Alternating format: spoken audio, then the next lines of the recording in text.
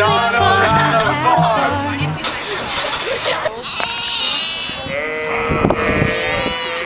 Now, you know, kind of like this, or you can just kind of put your whole hand and squeeze it. And just bring it to the plate. Go over to the bottom. There you go. I can't milk things. I have issues. Okay, I'm not the only one in the world who has issues milking something. I cannot be the only one. Kind of weird? Yeah. Is that everybody that wants to try? Halim, you can do it. You can do it next. Halim. Melanie, come on. Okay, roll camera. I got it. Wait, can Peter do it after, you know? I say start at the top, try and work your way to the bottom. Yeah, no. I'd like to see you.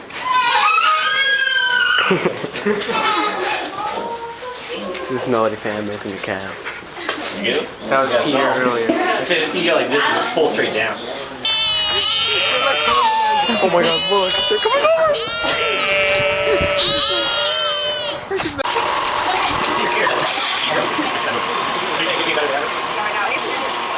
I remember seeing that in the picture.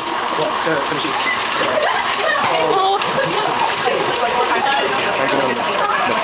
On the left. Oh my god.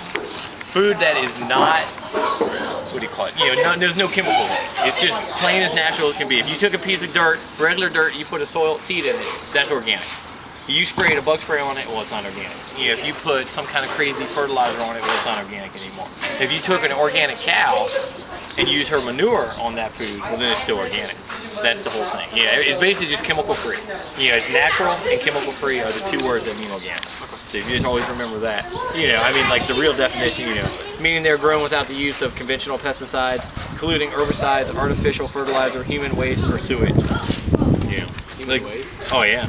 You know, like you go to the water treatment plant, you know, take stuff from your toilet, they'll melt that down and burn it up and all this, and they make a pellet out of it, and you can put that out in your field. You know, it's not organic anymore, but it's actually good for the ground. You know, I mean, it's kind of gross if you think about it, but I won't deny that one. Do we use pesticides for our chickens or cows? No. We actually don't use any pesticides on the property. Do you use growth hormones? Nope, we don't. You know, we're just based on natural feed. You know, is there a difference, nutritional difference between organic and non-organic? There's not. You know, I mean, you can get a different quality. If I grow a tomato, it's not going to grow as good or as fast without fertilizer, but you can do it. You know what I mean? The product's going to be the end and the same. So like say the fertilizer can speed it up, it can make, but it's not going to make it any better for you, it's not going to make it any worse for you. So like I said, the whole organic thing, the whole, it's just, you know, it's, and like I say, there's no real research yet saying that commercial crops are bad for you. You know, if you're not going to die if you eat a tomato from an organic farm. It's better, obviously natural is better, you know, but there's nothing, either way, I mean, it's all, everything's still changing. So I wouldn't, unless I eat stuff that has spray on it. You don't want to eat it. Like you spray a peach, you don't want to eat that peach. You know, you can wash it off and all that. So like I say, that's, you know, is there a difference nutritionally? No. What types of disease do you face with chickens and cows? That dairy cow in there, I mean, they're here for easy example. Dairy cows get a thing called mastitis, which is when they get bacteria inside their udder. And so that'll either cause, it can make it lumpy, it can make it funky, it can make her really sore. It's based, some of it's a bacteria infection, but also some of the milk will dry up inside her udder. And so you can imagine how painful that would be. You know, cows and animals, you know, they can get, you know, pneumonia, they get colds, they get all that, you know, just like humans, you know, they can get upset stomach. If you feed them the wrong kind of feed, they'll get an upset stomach, you know, just like us. You know, milk cow are really sensitive. You know, she's milking, what, about 40 to 50 pounds of milk, where a gallon of milk is about 8 pounds. So she's giving us 5 gallons a day. There's some cows out there that'll give you 100 pounds a day, you know. So like I say, she's eating a lot of food, and so she eats her piece of rotten food, well, it's gonna mess her up. You know, she's gonna get upset stomach, she's gonna get diarrhea, she's gonna make a mess in your barn. Where are we at? Oh, diseases? Like say chickens can get the same kind of diseases, you know, that, you know, the whole respiratory, you know, everything can get respiratory, you know, just like us, you get sinus infections, you get sick, you get cuts, you get injuries, you can break your bones, you can break a beak, you know, if you're a chicken. Like I say, I mean, animals are not that much different than us. You know, they still can get everything that we can get. as far as that. I mean, there's a lot of diseases. I mean, if you type in cow diseases, you're gonna get all the proper names. You know, it goes through pneumonia, it goes through mastitis, it goes through foot rot. You know, that's a big one in cows, especially dairy cows. You know, you can get, you know, there's a thing called Jonas disease, you know, in cows that basically they can't absorb their food, and so it just goes right through them. You know, so it's not a very pretty picture. You can imagine a cow doing that. What are the health benefits of dairy foods? You know, I mean, dairy, you know, natural dairy products are filled with tons of vitamins. You know, they have that calcium in there. You know, health benefits of dairy foods are so significant that according to a recent report, 3 to 4 servings by all Americans every day could lead to a reduction in healthcare costs of $26 billion. Like I say, I just found that fact, but yeah, it's like a natural food. You know, so could you just take a calcium supplement? You know, like say I'm not a dietitian, I'm a farmer. So, you know, if I would rather have you drink a glass of milk or take a pill, I'd say drink the glass of milk.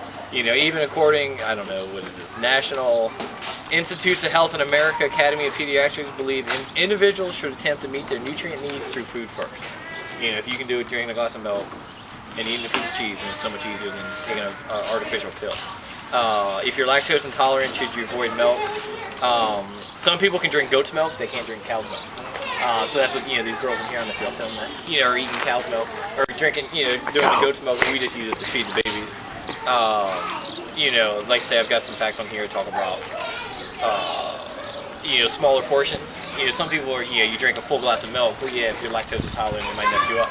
But if you only drank half a glass of milk, you'd still get all the benefits without making your stomach upset. And there's also lactase-free milk, you know, that they sell right now. What is real?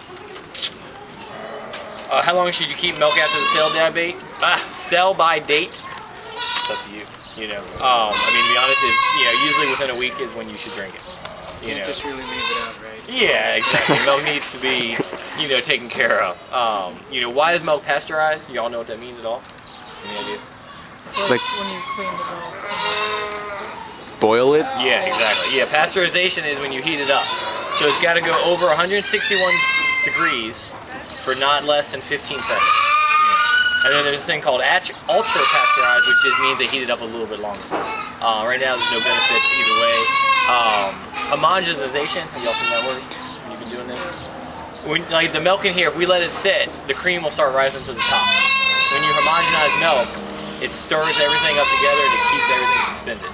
So if you buy milk that's not homogenized, you get this much cream on top every time, and you have to shake it up. So it's kind of gross. You know, it's like, you know, whipped cream. It's kind of like having that on top of your milk every day. So you shake it up, and then everything gets blended back together. So now at the milk factory, this is when they make, you know, they homogenize. Where are we at? Feed chicken. Of course, the goat's crying the whole time. That's a goat? Yeah. Oh, I thought that was a kid. No, it's a baby goat. Which is called a kid. Yeah. Exactly. Oh. What do we feed our chickens?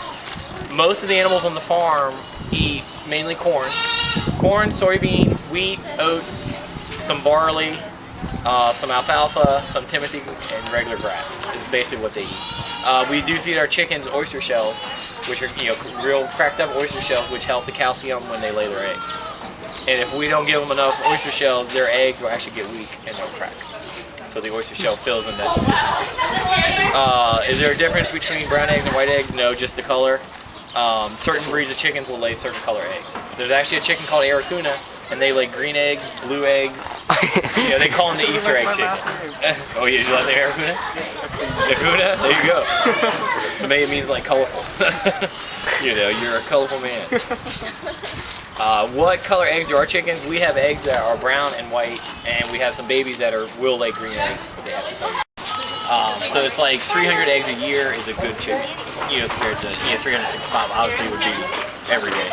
How old will a hen be to start laying eggs? 4 to 6 months.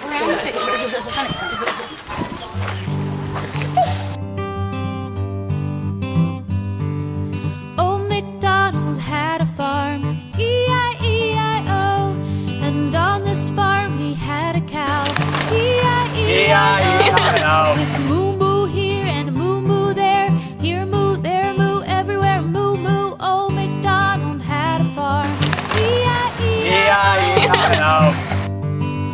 Old McDonald had a farm, E-I-E-I-O, and on this farm